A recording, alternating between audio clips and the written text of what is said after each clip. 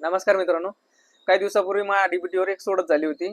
ठिबक तुषार आणि कृषी अवजारे ट्रॅक्टरचे वगैरे सोडत झाली होती. त्याच्यामध्ये बऱ्याच जणांची नंबर लागली. त्याच्यानंतर निवड झाल्याच्या नंतर काय झालं माहितीये का, बऱ्याच जणांना काय वाटलं की निवड झाली तर आता आपल्याला लगेच पैसे गुंतावे लागतील. बरोबर. लगेच पैसे पैसे गुंतावे लागतील म्हणून काय होतं माहितीये का, बरेच शेतकरी काय करते की हे मटेरियल जे आहे ते घेत नाही आणि डॉक्युमेंट पण काय करते अपलोड करीत नाही. कारण काय, आपल्याकडे पैसेच नाही. हे चुकीचं आहे मित्रांनो. तुम्हाला लगेच पैसे गुंतवायची गरज नसती.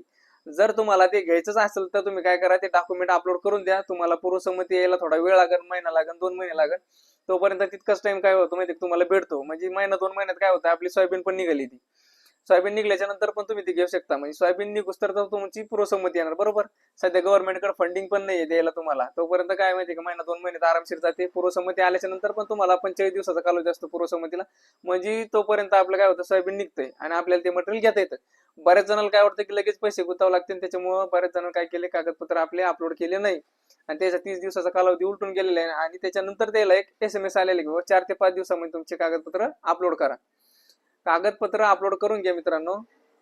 तुम्हाला लगेच पैसे गुंतवायची गरज नाही. त्याच्यानंतर ज्यावेळेस तुम्हाला पूर्वसंमती येईल त्यावेळेस तुम्हाला पैसे गुंतावे लागेल. त्याच्यामध्ये पण तुम्हाला कालावधी भेटत असतो 45 दिवसाचा किंवा 30 दिवसाचा.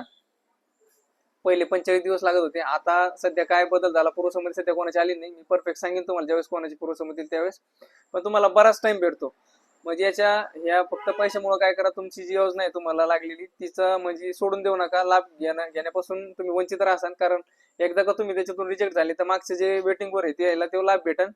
तुम्ही डबल मग पहिल्यापासून तुमचं 1-2 करावं लागेल तुम्हाला. त्याच्यामुळे काय करा माहितीये का, सध्या अपलोड करून घ्या. म्हणजे तुम्हाला तुमची सबसिडी भेटून जाईल. आणि याच्यामध्ये आणखीन बऱ्याच जणांना असे प्रश्न आहे की बाबा आम्ही पहिलेच घेतलेले आणि आम्ही जीएसटी बिल नाही घेतलेलं, तर मग तुम्हाला सुद्धा सबसिडी मिळणार. परंतु ज्यांनी पहिले घेतलं आणि जीएसटी बिल त्याच टायमाला घेतलं त्याला सबसिडी मिळत नाही. कारण ते टायमिंगच्या अगोदर असतं. तुम्हाला ज्यावेळेस लागलं त्याच्यानंतर तुम्हाला काय करावं लागतं, जीएसटी बिल घ्यावं लागतं.